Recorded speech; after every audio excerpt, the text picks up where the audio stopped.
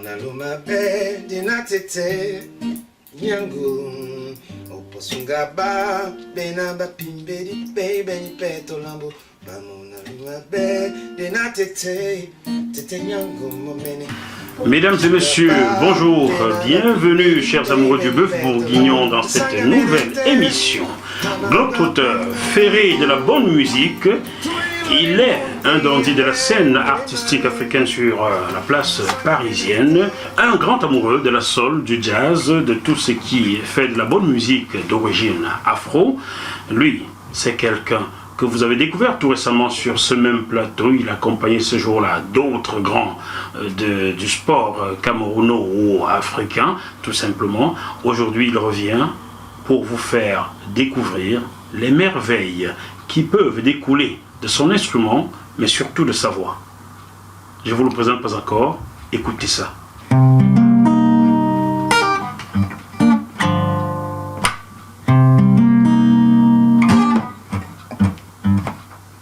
Na benete ponda ole wai neni nenondolo dola mulema detete na ponda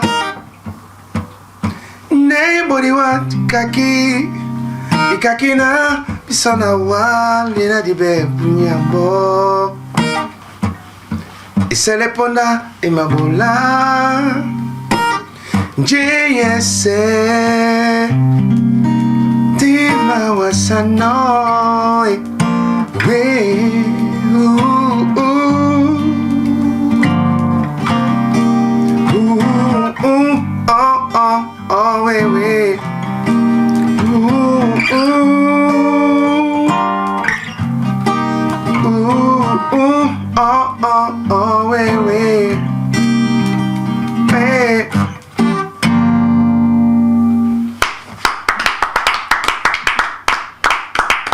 Vous l'avez compris, chers téléspectateurs du bœuf bourguignon de Jackie Moifo, nous recevons aujourd'hui Sango Ndedi Ndolo, que vous avez vu dans l'émission avec Jean-Jacques Missé tout récemment. Il était venu par amitié, par fraternité, faire quelque chose ce jour-là. Aujourd'hui, il est là pour lui-même. Vous allez donc découvrir un artiste pétri de mots, de talent. Et je suis sûr et certain que vous allez bientôt vous régaler. Juste à côté de Sango Ndedi, l'invité de l'invité, Samuel Ndiakwa-Iwane. Bonjour Samuel. Bonjour. Comment ça va? Très très bien. Alors Samuel, tu es photographe, hein? Photographe. Et amoureux du jazz. Journaliste. Journaliste, amoureux du jazz. Tout à fait, oui. Bon voilà, tu vois, j'ai commencé par saluer. Il m'a tellement troublé que je te salue avant de le saluer. C'est peut-être parce que tu m'as dit que tu étais l'aîné, c'est qu'il n'a pas vérifié. C'est pas mal du tout, mais bon, moi j'adhère à cette idée. Est-ce que je peux te serrer la main, Sango Ndedi, pour vérifier c'est bien toi? Cette main qui fait les merveilles là, hein, c'est elle, hein? Ouais. Comment ça va, Sango? La couleur, elle va bien, ouais. Super, super. Et il y a quelques heures, tu étais dans une somptueuse salle pour fêter les victoires du football français. Tout à fait, ouais. Ah, vous voyez ce qu'il peut faire, hein? Ouais. Il y avait notre fiston qui était là-bas d'ailleurs. Le fiston, Kylian Mbappé. Absolument. Hein, tu as pu lui faire un petit coucou? Si, on s'est fait des coucous, bien sûr. Bon, c'est bien lui. Juste à côté, mon fidèle chroniqueur Serge Dupont-Tsakat, encore un autre français. Salut Sergio. Salut Jackie, comment ça va? Est-ce qu'on était obligé de t'appeler Dupont? Je sais pas, mais... Si c'est son nom. Si c'est mon nom, on y C'est peut rien. avec un D ou avec un T? C'est avec un T. Avec un T. Serge Dupont-Tsakat qui est toujours en ce moment au théâtre de... Là, nous sommes en tournée, nous étions au théâtre Les Gémeaux à Sceaux, dans cette rue Carmen. Là, c'est une petite pause, et ensuite on reprend avec Carmen au Luxembourg. Au Luxembourg, dans le gars en tournée européen en ce moment avec Carmen, donc le seul danseur camerounais qui sur la place parisienne fait parler de lui, voilà. C'est ça qu'on... Mais tu essayes, vas-y. On l'aurait appelé Modeste, ça n'aurait pas mordu. Alors, Sango Ndedi. Oui, mon cher. Ça fait des années que tu es dans le monde artistique. Mais beaucoup ne savent pas qui tu es. Qui es-tu? Beaucoup ne savent pas qui je suis. Qui je suis? Je suis Sango Ndedi Ndolo, né au Cameroun, grandi au Cameroun même, j'ai grandi à Douala. Dans quel quat? Dans quel quat? À Bonapriso. Ah d'accord, chez le Priso. À Bonapriso, en fait, vraiment, Douala, c'est mon village. On salue tout le Bonapriso. Voilà, on salue tout le Bonapriso. Nabi Nabioli Djengemba Ningea. Et ceux de Bonacqua, moi, on fait quand de Bonadi, on salue salue tout le Cameroun. J'allais dire ça parce que les Daïdo vont dire oh, qu'est-ce qu'ils racontent. Non, Mais non, oui, les Daïdo, je vous salue aussi. Les Bonanjo vont dire quoi? Ben je vous salue aussi parce que je suis. Non, attends, il faut vraiment. Dis-nous tout. Je vais prendre c'est une bonne occasion pour Samuel Ndiakwa qui est à côté de moi, c'est mon frère, mon grand frère. Il aime bien qu'on mette les choses. Le droit d'aînesse, c'est important. Mais je dis ça pourquoi? Parce que, en fait, Sango Ndedi Ndolo Ngom, j'ai pas donné tous mes prénoms, je suis à moitié Daido, je suis à moitié Bonanjo, je suis à moitié Bali. En quart, il y a des quarts, il y a des... Je suis un pur Douala. Attention, ceux d'abord qui me regardent en disant il s'appelle Ngom, mais pourquoi il parle pas d'abord? Effectivement, ma grand-mère était une princesse Abo. Et je profite de l'occasion pour saluer tous les Abo parce que, et d'ailleurs tous les Camerounais, on a perdu un grand chef, Ngom Priso, l'un des plus anciens chefs, qui était un de mes pères, vraiment, profondément. Voilà, je suis un pur produit savoir en fait, camerounais. Moi, je me sens pas que Douala en fin de compte, parce que j'aime l'Afrique, mais en particulier cet endroit où nous sommes logés, le Cameroun. On vit dans une diversité qui est juste extraordinaire. Et je vais pas être très bavard parce que tu vas me poser plein de questions. Mais l'endroit où j'ai grandi à Douala, pour vraiment le citer, ça s'appelle la Cité des Douanes. Eh bien, croyez-moi les amis, j'ai vécu dans un endroit qui était un peu le monde pour moi, parce que j'ai voyagé dans tout le Cameroun étant sur place. Mais tu vois tout le monde. C'est juste extraordinaire. Des Ewondo, des Bassa, des Bafia, des Bakweri, j'avais tout le Cameroun ici. Là. Mais c'est juste extraordinaire. Voilà, la diversité, elle commençait ici pour moi. Pas ici à Paris, mais là-bas, là tu as grandi. Quand je dis ici, oui, voilà. Là tu as grandi. Absolument. J'en profite pour saluer ma famille Douala, car j'ai une famille Douala. Mon beau-père, le deuxième mari de ma mère, Léa Félix, était à Bro. Donc je salue sa nièce Kwedi Catherine, Grand Baobab à Bonaberi, et son mari, Monsieur Moukete. J'espère que vous allez bien. Voilà. Je sais que nous sommes plus ou moins en famille, mais je vais te surprendre. Léa, ça veut dire que c'est quelqu'un qui a mon sang. Parce que Léa, ça s'invente pas. C'est Ngom Priso, ça. C'est du Ngom Priso. Bon, Nya Léa Mbassi, on dit en général. Nya Léa Mbassi. Donc c'est forcément ça. Oui. À la musique, le bœuf bourguignon, qu'est-ce que ça peut nous faire? Alors, oui, le vin c'est bon aussi, mais on va pas faire sa pub, on trouve ça ici. Alors, parle-nous de tes débuts dans la musique au Cameroun. C'est loin, hein? Oui, je m'en doute bien. C'est loin, je suis vraiment tout petit, j'ai 5 ans. 5 ans, oui. Et j'aime déjà vraiment les sensations que me procurent certaines musiques. Lesquelles, par exemple? Nous sommes à Douala, tu as des Boalotines qui sont là, des Manu Dibango, des Cambibrians, comment on l'appelait l'homme de chèvre? Tokoto Ashanti. Tokoto Ashanti. Boa. Voilà, donc les anniversaires, Si on m'appelait, mon petit nom c'était Jaco.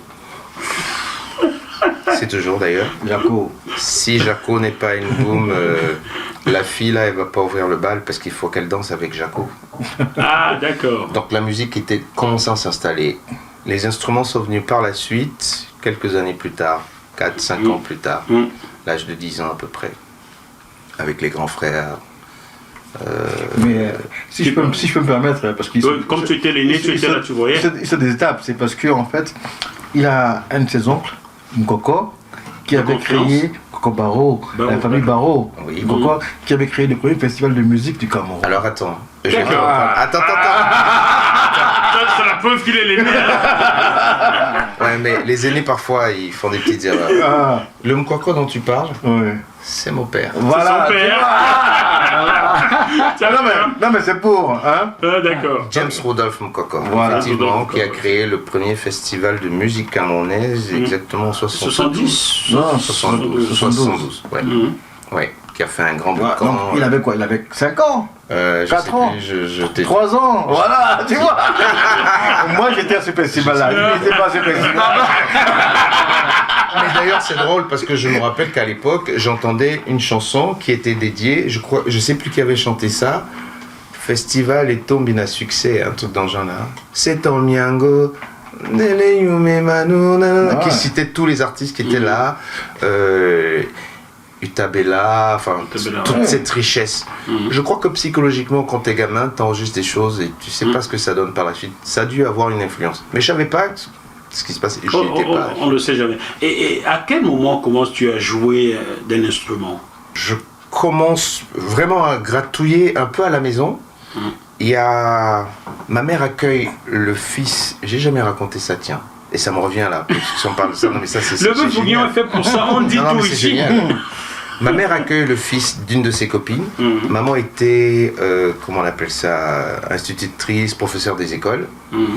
Donc elle avait une multitude de copines et elle avait il y a Des fidèles tellement partout. d'enfants.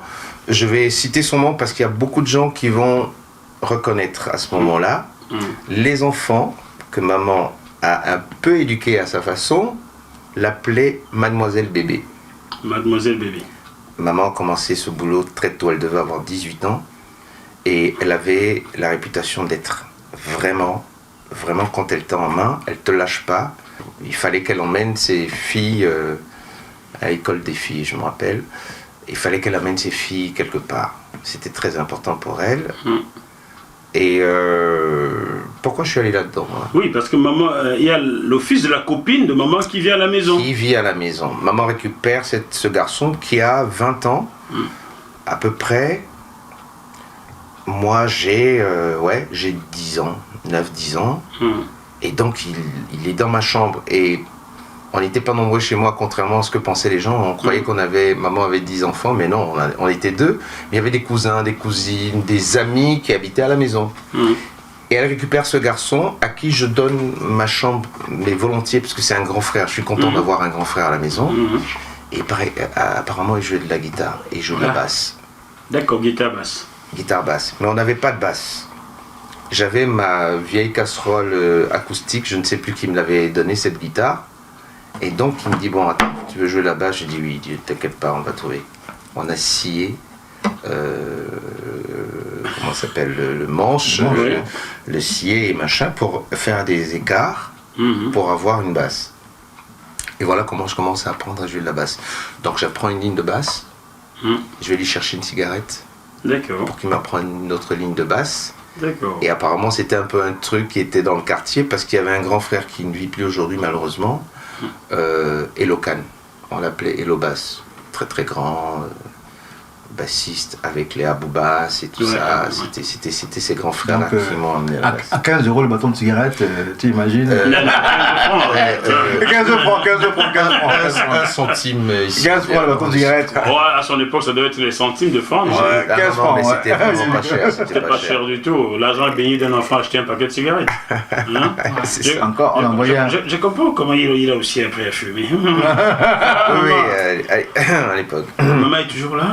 Non. Un père son âme. Ouais. J'allais déjà lui faire le Congo ça pour qu'elle apprenne comment tu as fumé. Non mais arrête, parce que c'est un sujet qui est pas très terrible. Là. D'accord, on oublie ça. On oublie ça. Alors c'est comme ça que tu apprends à jouer à la guitare. C'est comme ça que je commence à apprendre à jouer de la basse à l'âge de 10 ans. Et à 12, 13, 14, je commence de plus en plus. Je rencontre des amis, forcément. Il y a un garçon que je vais citer qui s'appelle Florent Gairel. Florent Gairel. C'était un blanc? C'est un blanc. D'accord. Par son nom, tu as reconnu. Oui, Tu t'appelles comment encore? Moi, faux. Tu Et ton reconnais prénom aussi c'est que... quoi, Jackie, c'est ça? Oui, c'est ça. Oui, mais bon, ton nom dit que tu... C'est moi, faux. Oui, et lui Ça vient s'appelle de- Dupont, donc c'est un C'est un problème. vrai français. Serge Dupont, moi je sais pas, fais quelque chose, mec. Moi, je l'appelle Tchakap, c'est plus facile pour moi. Tchakap, ça C'est sonne. ça, ça capte. Tchakap. Fais-moi un peu un tchakap là sur la guitare là. Ça sonne, c'est rythmique direct. Tu veux pas crier un truc là-dessus? C'est Non, direct. On va écrire une chanson Tchakap. Ça capte, non, il faut que Tchakap, c'est un peu un reggae quoi, tu vois, c'est C'est un ça. reggae quoi. Ouais. Tchakap, Ça, c'est tchakap. quoi Tchakap déjà? L'homme de l'argent. Non, pas l'homme de l'arbre de l'argent. L'arbre de l'argent, Et voilà. ça va pas sur bateau. Non, je sais, c'est l'arbre de l'argent. Tchakap, c'est l'arbre de De l'argent. L'arbre de l'argent. Donc au village, là, vous avez même le concept de planter un Planter un arbre. arbre et que l'argent, voilà. Je c'est- comprends pourquoi mais- quand on nous appelle ici en Mais tu sais quoi Europe, C'est la fin Ah, quand Moi, dit, ouais. c'est quoi le quoi? KWA. L'arbre de la vérité. Ben voilà. Ah, Hein? c'est Ça veut dire que, j'aime. en fait, ça veut dire que quand tu bois, en fait, l'arbre de la vérité donne un jus. Hein. Mhm. Et donc, si parmi nous, il y en a un qui a menti, Mhm. si tu bois ce jus et que tu as menti, eh ben, T'es tu... mort. ben voilà, Voilà. tu passes à la trappe. Ah, je pense que ce jour-là, papa avait dû en boire. Hein? Il est encore là. Il a encore là ton papa. Ah, papa, pardon. C'est pas fâché, hein, on s'amuse dans le bœuf bourguignon, c'est tout. Bon, revenons à nos moutons. Et d'ailleurs, Alors, oui, oui, voilà, je te parlais de Florent Gaërel. effectivement. Florent Gaërel, un fidèle ami. Nous sommes vraiment gamins, nous sommes à Douala, on a 14-15 ans, on est toute une bande, les Guérosans, enfin c'était vraiment une énorme bande et il y en a pas mal qui font de la musique parce qu'à l'époque, il n'y avait pas la télévision, Non. il y avait que les cinémas. Oui, cinéma Le Vaury. Cinéma Le Vaury, cinéma Le Paris, le Douala, Quoi le Douala, Rex. le Rex, Bon, où on ça, a les voilà, parcs la pub, ils sont là films fermés. chinois. Ils sont fermés. Ils sont de tous toute fermés, façon. donc. Il y en a même qui sont rasés. Toula. Mais le Toula, Certains ont été transformés en église. voilà, et qui ne fonctionnent même plus pour Bah certains. ouais. Non, mais c'est vraiment intéressant parce que, Mhm. en tout cas pour moi, c'était une richesse plus qu'un énorme. Quand je regarde aujourd'hui, Alors vous êtes une bande et vous faites de la musique. nous sommes une bande, il y en a qui font de la musique dedans. Mais tu sais, comme dans toutes les bandes, bon, il y a des complicités avec certains et d'autres et tout ça. Et donc, tous nos déboires, nos sorties, nos machins, trucs, tout ça, Florent venait souvent à la maison Mhm. avec son petit clavier. Mhm. Et là, pour le coup, je n'avais toujours pas de basse, Mhm. mais j'avais récupéré une vieille guitare électrique, je ne sais pas trop où, qu'on a transformée en basse. Là, pour le coup, j'ai fabriqué le micro, j'ai même inventé mon ampli pour Oh. pouvoir jouer avec mon pote. Et lui, il avait un petit clavier comme ça, et je vous assure, sans déconner, j'ai le souvenir, je sais que ma mère dormait, enfin, elle faisait semblant de dormir, mais elle nous entendait, parce que elle était contente que on ne sort pas. On fait peut-être du boucan à la maison, mais nous sommes à la maison. êtes à la Et maison. ça, c'était génial pour elle. Et donc, dans le salon, là, à la maison, les chambres étaient en haut.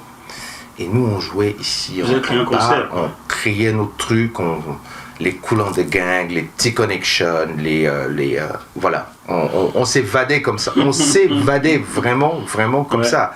Et le Florent en question, je parle beaucoup de lui, mais parce que vraiment, j'ai pas souvent eu l'occasion de parler de ce garçon. C'est un garçon qui est d'une timidité extraordinaire. Excuse-moi, Flo, je sais que tu vas voir l'émission.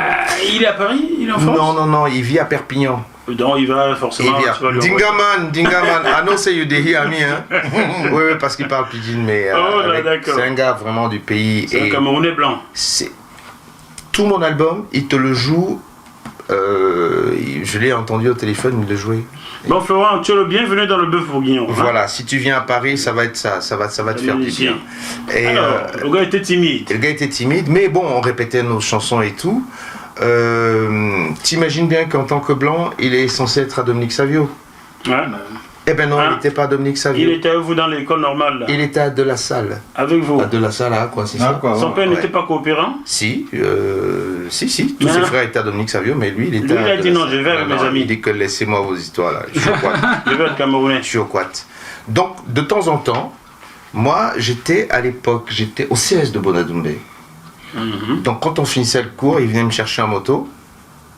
Et avec nos tenues, lui avec sa tenue, moi avec la mienne, on allait à Dominique Savio voir nos potes. D'accord. Donc, du coup, à Dominique Savio, nous avons là, pour le coup, je sais pas, 15-16 ans.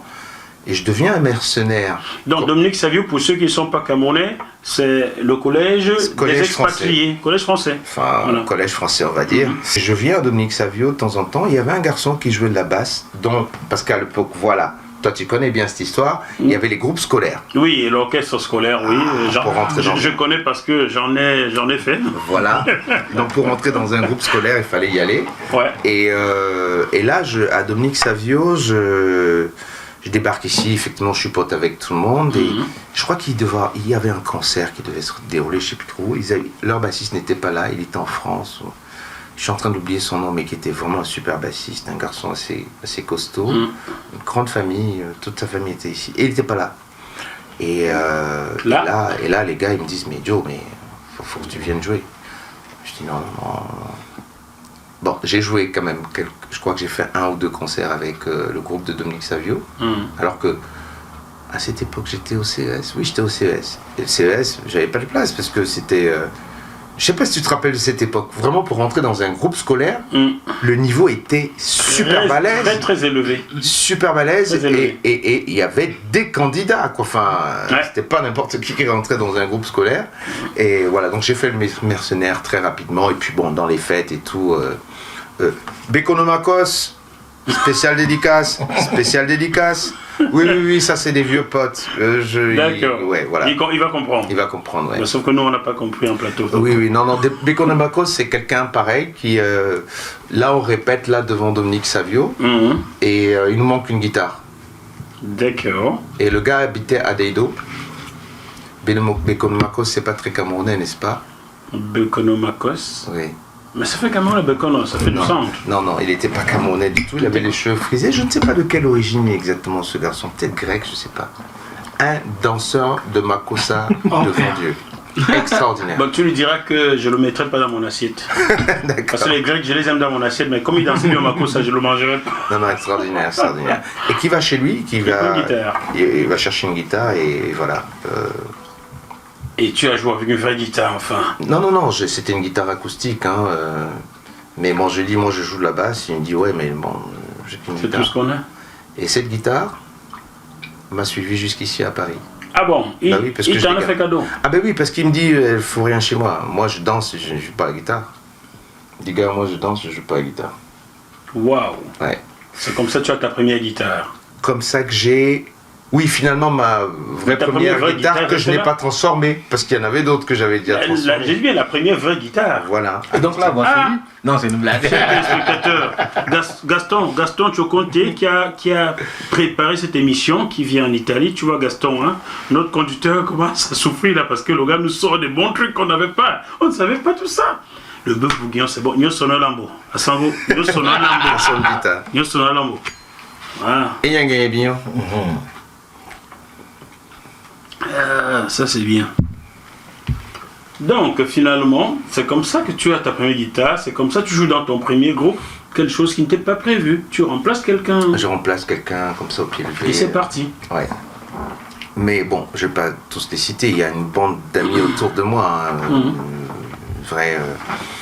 Et à l'époque, qu'est-ce que vous jouiez? Est-ce que tu peux nous sortir un petit truc que tu jouais à l'orchestre scolaire là? C'était quoi? On jouait quoi? Si tu m'interviewais, je t'aurais dit ce que je faisais. Hein, on jouait des choses, on jouait des... Qu'est-ce qu'on jouait?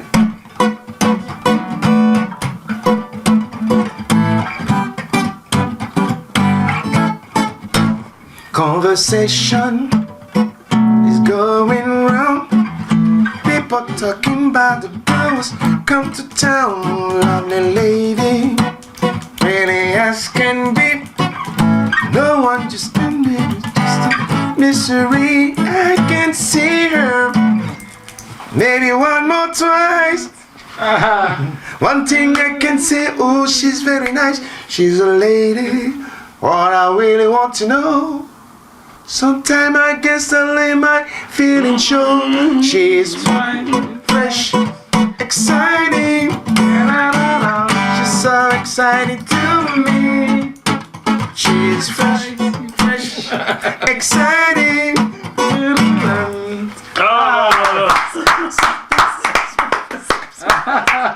Il se rappelle combien de nanas il a dragué avec.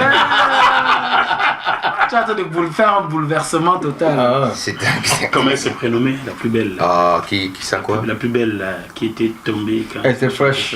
Elle était French. Elle était fraîche. Madame à la maison, faut pas regarder ça. Hein. Non, tout va bien. Non, mais c'était assez drôle. Parce que, attention, dans la même époque, donc, on n'avait pas de télévision, je disais, on n'avait que les cinémas et machin, tout ça. Et, à cette période-là, qu'est-ce qu'on trouve comme idée? Je pense que ça devait déjà se faire ailleurs. Il y avait des boîtes de nuit au Cameroun, tu te rappelles? Ouais. Il y avait une boîte à Bonapriso, dont je suis en train d'oublier le nom. C'était pas la joie d'été. Non, c'était une boîte, une toute petite boîte. Apparemment, il y a l'autoroute qui passe à cet endroit aujourd'hui. Ah, d'accord. C'est vraiment très, très, très, très vieux. Hein. Je parle de ça parce que, bon, à 14, 15 ans, 16 ans, tu vas pas en boîte de nuit. Non. Normalement, non, sauf si on est enfant précoce. Voilà. Non. Sauf que nous, on trouve la bonne idée d'aller faire des matinées de jeunes dans cette boîte. Ouh, ce qui fait, comme vous jouez, vous faites de la musique, Non, on vous on laisse a entrer. commencé ça comme ça, les matinées de jeunes ont commencé à Bonapriso dans cette boîte de nuit avec nous. Ensuite, il y a quelqu'un d'autre qui a pris le relais dans une autre boîte à Aqua, dont j'oublie Voilà, aussi Saint James. le nom, qui était derrière le cinéma Le Paris. D'accord. Une boîte. C'était déjà prémonitoire pour toi, hein, au cinéma Le Paris. Bon, Ah, allez, poursuivons. Qu'est-ce que ça t'évoque, Tété Combo? Quelqu'un l'avait chanté. Combo, Dimeawa. Qu'est-ce que ça t'évoque? Ben Deka l'a chanté. Salut à toi, Ben. Tété Combo, Tété Combo. Mais pour toi, ça t'évoque quoi, Tété Combo? Bah, nos racines, hein, mes ancêtres, mon ancêtre, un de mes ancêtres. Lequel?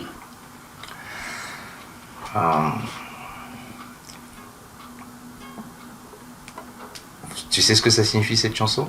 Non, tu vas me l'expliquer. Non, sérieusement. Non, sérieusement. D'accord. Tu sais, toi, Samy. Non, vas-y, explique. Tété Combo, tu sais ce que c'est? Oui. Tété Combo, c'est père de la nation. Mhm. On te pleure. C'était une chanson qui a été dédiée à Douala Mangabel. On peut passer à autre chose? Enfin, se mettre à chialer. Alors, pour ceux qui ne connaissent pas le Cameroun, Douala Mangabel fut un leader du Cameroun, qui est donc originaire du même village que Sango Ndédi, qui contesta de manière vraiment efficace l'installation des Allemands. Et tout cela tourna rapidement au drame, car il ne fallait pas contester l'installation du colon ou bien la loi coloniale sur le territoire. Et c'est comme ça que Douala Mangabel fut déporté, je crois bien, et fut assassiné. Moi j'appelle ça assassiné en 1913. Je crois que c'était en 1913, par là. 11 ou 13, voilà. Ouais. Ma mère n'était pas en connaît, mais bon, on apprend. Tout à l'heure, j'ai salué tous les Douala de Daido, en passant par Bonanjo et tout ça. Une fois de plus, mon nom ne doit pas évoquer forcément grand-chose, mais on se dit Ndédi Ndolo, ça vient d'où quand même? On se pose la question. Ma mère était originaire de Bali et de Bonanjo. Et donc, mon arrière-grand-père était le King Bébé. Je pense que le prénom de ton papa, Rodolphe, il le tenait de Rodolphe Douala Mangabel, non? Certainement, oui. J'ai fouillé, hein. Et pas moi tout seul. Tu peux dire merci à Gaston. Merci Gaston. J'espère lui. te voir bientôt, mec. C'est lui qui prépare mes émissions, car je ne peux pas tout faire. Je suis en pleine promo pour mon livre, comme tu sais, j'ai fait un tas de trucs. Donc Tout à fait. Gaston m'a aidé et m'aide à préparer mes émissions. Génial. Voilà. Génial. Donc quand je ne trouve pas un truc, je lui dis Gaston, tu t'y colles. Il a son métier. Il se pose dans la nuit, il fouille. Donc merci à toi Gaston, du fond du cœur, merci. Que JMTV plus grandisse et tu démissionneras de ton boulot pour me suivre. C'est ce qu'on te souhaite, mec. Ah ben ça va grandir, tu vas me suivre Gaston, je vais plus te lâcher. Bon, nous allons maintenant, chers téléspectateurs, évoquer l'exil et le parcours de Sango Ndédi Ndolo ici en Occident. Tu pars du Cameroun à quel moment? Je pars du Cameroun en 86. Il y a de cela 32 ans. Ouais, Je te parle d'un temps que les moins de 30 ans ne peuvent pas connaître, je crois. absolument. J'espère que Chanazavo va mieux. Il a fait une chute samedi et il était hospitalisé. J'espère qu'il va mieux. 86, Avant ça, je commence à quitter Douala quand même parce que un peu rebelle quand même, la musique est là, la fête est là et que j'aime ça et je sais pas, je veux découvrir des choses et maman dit bon ok, la première fois que je quitte Douala, je suis plus jeune que ça quand même, on rigolait avec ça parce qu'on appelait ça affectation disciplinaire. Affectation disciplinaire. Je crois que j'ai 16 ans, on m'envoie dans un lycée à Muyuka Yoke. Et c'est vers Bria. Il y avait une équipe de football là-bas un temps, Muyuka là. Peut-être, c'est pas impossible. Ouais. Et donc je vais là-bas, des écoles anglophones, machin, où j'attrape plein de maladies, des trucs bizarres, je maigris. Un peu de bourguignon. Oui, ben vas-y mon gars, gâte-toi, il y en a, hein. Bon appétit. Bon appétit à toi. Et donc Muyuka, finalement, c'est vraiment chaud pour moi parce que c'est vraiment, vraiment, vraiment difficile. Rice and beans every day is not cool, you know. Yeah. Ouais. Avec tout ce que ça en suit. Voilà. Et, You become Slim. yeah. Like Slim Penza. Hi Slim. Slim, I'm still waiting your reply. I wrote something to you on Facebook. Il est cool, Slim. Il connaissait papa, il connaissait très très bien. Mais dis à Slim Penza de me répondre. Ça fait 25 ans que je lui ai écrit par Facebook, j'attends que toujours. Bah, demande à sa femme. Ben, je n'ai pas le numéro de sa femme. Tu vas me donner tout ça? Ça se trouve. D'accord. Je reviens donc à Douala parce que c'est quand même dur pour moi. Et bon, Douala, ça le fait pas. C'est bon, hein. Ah, mais bien sûr, Bourguignon, obligé. Regarde-toi, tu reviendras, t'inquiète pas. Oui, On revient toujours. toujours. Un jour devant un deuxième bœuf, quoi. Absolument. Amuse-toi, Samy. Bon, Samuel. donc Je reviens à Douala. tu reviens à Douala parce que ça a été dur là-bas Non, à c'était Muyuka, difficile, mais tu as c'était quand même eu l'avantage d'apprendre to speak English. You learn to speak English there. Yeah, a little bit. So you are a real Cameroonian, you are Balinga. Exactly. That's very nice, And my when brother. I came back in Douala, my Yeah. mom said, you can't Stay here. You have You have to move again. another place. Et je move où? Je move cette fois-ci à Yaoundé. Dans quel coin de Yaoundé? Je suppose qu'André Marital t'a accompagné. Je vais à Yaoundé, Yaoundé, la capitale. Ouais, il a dû m'accompagner. que j'aime beaucoup, qui m'aime beaucoup aussi. Ah, Dès oui, qu'il oui. entend ma voix, il sait qui je suis. C'est extraordinaire. Extraordinaire, papa. C'est pas le fils de Moukoko? Ah bah si, c'est le fils de Moukoko, parce qu'il aimait beaucoup papa. Ouais. Et donc je suis à Yaoundé, chez une de mes tantes, et je vais à l'école, dans un collège qui s'appelle Charles À Tangana. à Bastos. À Bastos. À C'est Bastos. Tic Charles à Tangana. C'est Tic Charles à Tangana. Oh mon Dieu. Toujours là, hein. C'est toujours là. Ça me ramène derrière. Hein. Ah, non mais je sais que ça te fait quelque chose. C'est là où j'ai gagné le deuxième prix de meilleur chanteur des orchestres scolaires en fin 90. En fin 80. Fin 90 au collège Charles à Tangana. Oui. Si je me permets, Oui, bien sûr, tu peux. je crois que c'est ça, Chartana, avait aussi un orchestre. Oui, effectivement. Donc voilà, je connais quand En volant l'envoyer en exil, on l'envoie. on envoie dans la gueule de. On envoie Exactement. Voilà, mais parce que c'était Et- réputé. Mais maman ne savait Je pas. crois que le boss s'appelait Monsieur Leloup. Oui, monsieur Leloup, c'était un Français à l'époque C'était un encore, Français. oui. Monsieur Leloup, je l'ai connu. Absolument. Monsieur Leloup. Et qui me regardait On comme t'a mis un la gueule du drôle loup, de quoi. personnage, oui. Ouais. Et c'est dit que Charles Tangana c'était quelque chose. Hein, parce que là du coup c'est devenu quelque chose. Yaoundé une année c'était n'importe quoi. Non mais vraiment c'est. Maman a regretté de t'avoir envoyé là-bas. Ah non, elle n'a pas regretté parce qu'elle n'était pas au courant de tout ce qui se passait. Bah, voilà. Mais ma chère tante, malheureusement qui n'est plus là non plus, Tata, ouais, adorable. Adorable, une femme infirmière à l'hôpital central de Yaoundé. Des Yaoundé, oui. Mais j'ai une famille ici, j'en ai même plusieurs à Yaoundé, et j'ai une famille qui, voilà, on revient aux origines. Donc cette famille Ngom Priso dont je parlais, il y a un des princes qui est mon oncle, mon grand-oncle en fait, qui vit à Yaoundé, qui s'appelait Mbelangom. Belangom. Ah ben bien sûr que ça te parle, toi tu adores. Mais il a joué au football. Eh ben bien sûr, entraîneur de Belangom foot. a joué au foot. Mais bien sûr. Il a joué au sein des Lions. Ah je crois, oui. Je me souviens qu'en 1989, Belangom au sein des Lions. Et son fils Tony a été ici, il a joué au foot ici pendant longtemps, un génie du foot. Oui, Belangom. Il était très talentueux. C'est dommage, il n'a pas fait une longue carrière, mais il était très talentueux, Belangom. C'est les anciens, ça. Après, je crois qu'il était entraîneur, je sais plus si c'était de Tonnerre de Yaoundé ou quoi, en tout cas une grande équipe comme ça. Et donc, je suis entre chez ma tante et chez Mbelangom. Donc, je fais un coucou à la famille Mbelangom parce que j'ai ma cousine qui s'occupe de moi un peu au Cameroun, qui est mon avocate. Ah, Maître Nicole Mbelangom. on ira te voir, maître. Oui, qui est une femme battante. Enfin, c'est vraiment une dynastie. Hein. On ira voir maître Nicole Belangom. Ça, c'est ma sûr. tante. Laquelle Comment elle s'appelait? Mimi. On l'appelait Tata Mimi. D'accord. Une femme extraordinaire. Venez ici. Donc, je suis à Yaoundé, ça fait une année. Donc, Charatangana. Puis finalement, bon, je retourne à Douala. Et cette année-là, je vais pas à l'école comme tout le monde. J'ai un ami malgache qui s'appelle Firmin Raingoson.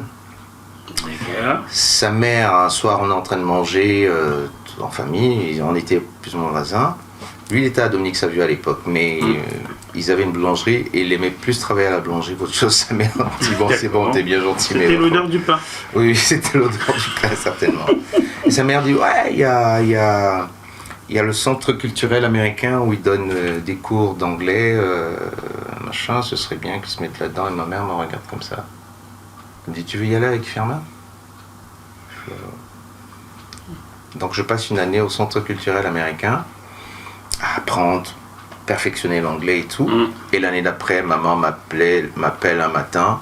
Je crois que je sortais de boîte ou un truc comme ça, où elle m'a réveillé. Elle me dit bon, écoute, jeune homme, je crois que le Cameroun est devenu trop petit pour toi. Tu vas te barrer ici, t'as une semaine pour dire au revoir à tous tes potes. Je suis parti du Cameroun comme ça. Un bengue. Un bengue. Une semaine après. Dis-moi, on va faire un petit Congo ça quand même. Faites en Est-ce Congo, que ça. lorsque tu pars du Cameroun, papa te dit, hé fiston, ne va pas là-bas faire de la musique, ta carrière, va étudier. Est-ce qu'il t'a dit un truc comme ça? Non. Il t'a dit quoi? Papa Rodolphe là. Papa Rodolphe ne m'a rien dit. Rien. Bah, il n'avait pas le temps de me dire quoi que ce soit. Il avait trop de choses à faire que de me dire quoi que ce soit. Tu as joué à Charatangana ou pas? J'ai joué à Charatangana. Ah. Ouais, mais pas en tant que chanteur, pas en tant que bassiste. Je crois que j'ai joué comme clavier ou quelque chose comme ça. Ouais. Donc, il y a le clavier aussi à mettre dans son... Oui, enfin... Ben, son truc est tellement... Non, mais c'est ça, c'est tellement long que si tu abordes ça, on passe 5 jours d'émission. Non, mais c'est ça, non, mais comme il a esquivé Charlatangana, je me suis dit, mais il ne peut pas arriver à Charlatangana. Il n'a pas joué. Il a fait des merveilles à Charlatangana avant de... N'oublie pas que sa mère l'a envoyé dans la gueule de Monsieur Loulou, du loup. De loup, et qui était Monsieur Loulou, et qui... Non, Charatangana, c'était un superbe souvenir. Ouais. C'était un bahut super À tenu, l'époque, hyper carré. tu avais le collège Vogt qui avait un très bel orchestre scolaire. Tu avais le collège de la retraite. Ouais. Tu avais le Charatangana et tu avais le collège Madeleine. Oui. Les cadres qui a Yaoundé. Ouais. Alors c'est drôle parce que moi je venais de Douala, forcément, j'étais de Douala quoi, et que j'ai toujours vu cette concurrence entre les jeunes de Yaoundé et les jeunes de Douala. Et je sais pas si c'était vraiment Dans le style, donc... vrai, mais la réputation c'était que les mecs de Yaoundé ne savaient pas vraiment parler aux gens. Ils jouaient notamment aux filles, quand on a cet âge-là. Ils étaient moins stylés que Douala, quoi. Bah, ils jouaient sur bon, on est en boîte, bon gars, tu mets la boto et puis la petite est à côté, donc voilà, il est en train de parler avec une bouteille. Alors que les gars de Douala, c'était la tchatch quand même. C'était ça un peu la concurrence à chaque fois. Et c'était drôle de voir les mecs de Yaoundé venir à Douala et vice versa. C'était vraiment une espèce de. Dis donc, la FFI. C'est les francs français là, c'est la monnaie de France là. Donc les gens de Yaoundé étaient un peu coincés, quoi. On va dire ça, mais bon, ça va change, bien. hein. C'était à l'époque, Alors, nous aussi on savait de la guerre Yaoundé. Ah, voilà, je savais bien qu'il y avait des gars de Yaoundé ici, c'est pour ça que je disais. Vous les gars de Douala là, hein? Non, les gars de Douala avaient un style quand même. C'est ça, faut le dire. Ils avaient un truc. Nous on avait les costumes à Yaoundé, alors vous... Ben voilà, justement, vous aviez les costumes. Vous ressembliez à papa. On parle maintenant de ton arrivée en France, on oublie Yaoundé maintenant. Okay, tu arrives en France. Ouais. 86. 86. Septembre 86. Tu viens pour apprendre l'électronique ou tu... quoi? Je viens apprendre l'électronique. Wow, ouais. Je viens apprendre l'électronique. Et tu atterris où? Et j'atterris à Romainville. Dans le 9-3. Dans le 9-3. chez mon cher tonton Henri Bébébel et sa femme Diane Alice. Et il m'accueille, c'était merveilleux. Donc, la chance que j'ai eue quand je suis arrivé ici, c'est que j'avais déjà des potes qui étaient là depuis quelque temps, notamment la famille Sauval, entre autres. J'arrive en septembre, commence à faire un peu frais quand même, tu vois, en septembre. Ouais, pour quelqu'un qui sort de 40 degrés. Voilà, et qui n'a jamais vu la neige. Et cette année-là, je te promets que la neige n'a pas fait semblant, quoi, tu vois. C'était un vrai baptême. Tu t'es dit, mais qu'est-ce que je fous là? Ah, Dieu mettait dans un frigidaire un glaçon, donc tu es mort, quoi. Dans la maison, ça va, hein. Il fait bon. Tu dis, bon, j'ai tenté quand même dehors. Non, j'ai mis mon nez dehors, j'ai fait, allez, rentre. Ça, c'était mon accueil un peu. Et donc je fais de l'électronique ici. Dans une école là, ou... dans une école à Bobigny. Très rapidement, nous sommes en France, hein, je commence à voir les réalités un peu de la vie ici et tout. Je vais passer des vacances au Cameroun en 2 ans après. Et quand je reviens, je sais pas, je sens que il va falloir que je me démerde un peu et que machin. Donc, qu'est-ce que je fais? Je vais à Perpignan. Je vais chez mon pote. Ton pote Florent, mon pote Florent. Perpignan. Et ils n'étaient pas mariés à l'époque, mais il est avec une amie d'enfance. Ils ont une grande fille d'ailleurs, Nathalie et Rosan. Julie, ils ont leur petite Julie, et donc je suis un peu ici. Et bon, moi je découvre Perpignan en même temps en été. C'est juste extraordinaire. Il y a tous les vacanciers sont là. C'est fabuleux. Tu t'as vu une belle petite. Ben allez, on va pas dire ça. Ouais. et parce que j'ai fait DJ aussi à l'époque. Donc je me dis, bon, écoute, je vais rester ici un peu. Je crois que je vais rester. Ah, c'était génial parce que du coup, on commence à recréer un peu ce que nous sommes au Cameroun, une bande. Et donc on a une jolie bande là à Perpignan, c'est génial. Vous remettez à la musique? Ah oui, la musique elle est là. Ça, c'est la alors là, la musique elle est vraiment là. Il y a des photos, il m'a envoyé une photo d'ailleurs. Et il me trouve un boulot dans une boîte par le biais d'amis, machin, Serge, qui était, je sais pas, manager dans cette boîte, le privé, où je joue comme DJ. D'accord. Je joue comme DJ, mais très rapidement, l'hiver m'a fait comprendre que Joe, mais qu'est-ce que tu fais ici là? Tu es parti de Douala pour venir dans un petit village, parce que c'est un petit village en fait, Perpignan. Ouais. Et voilà, donc je repars de Perpignan pour revenir à Paris. Et à Paris, alors là, les études, c'est fini. Non, c'est pas complètement fini parce que maman se dit que non, Jojo, tu vas pas y échapper comme ça. Qu'est-ce que tu veux faire là? Tu veux plus faire ton truc d'électronique, électrotechnicien, machin, truc. Ouais, machin. Et elle me dit, trouve un truc à faire. Je dis, ok, puisque c'est la musique, elle me dit, trouve un truc dans ton truc. Et là, je m'inscris dans un studio d'enregistrement où le mec donnait des cours. En fait, c'était une école d'ingénieur de son. Johnny Hallyday a enregistré ses albums là-bas à l'époque. Le Studio Orange, ça s'appelait. Dans le 20e. Et là, je fais mon diplôme d'ingénieur de son pendant 2 ans quand même. Ingénieur de son. Et à la fin de mon cursus, le mec me trouve bon apparemment. Il me dit, tu sais, vous êtes 15 élèves, on en prend 1 chaque année. Et cette année, je pense que ce serait ça tombe sur toi. Ouais. Et tu sais ce que je fais? Non. Je dis, ça m'intéresse pas. Oh non. T'es destructeur ce garçon. Je me rappelle de lui, très clair de peau, un entier avec un afro, petit. Il me dit, mais qu'est-ce que tu fais ici? Je dis, bah, c'est pour la musique que je fais ça. Il me dit, oui, mais je comprends pas à la fin. Je dis, ben, c'est pour que quand je suis en studio, l'ingénieur de son ne me dise pas quoi que ce soit. Parce que moi, dans ma tête, c'était un processus. Et pour la petite histoire, même l'électronique, aussi bien l'électronique que l'électrotechnique, tout ceci était en direction de la musique pour moi. Ah d'accord. Oui. Bah, c'est un mystère d'écouter la musique dans une radio. Quand t'es gamin, tu te dis que elle vient d'où la musique du ciel là. Non, il y a les gens dans la radio qui chantent. Eh, Dieu est en train de dire que quoi. Dans ta tête, ça, tu étais clair, musique. Ah oui, oui. Depuis l'enfance. Oui. La seule chose que je trouvais extrêmement prétentieuse, c'est de s'autoproclamer compositeur.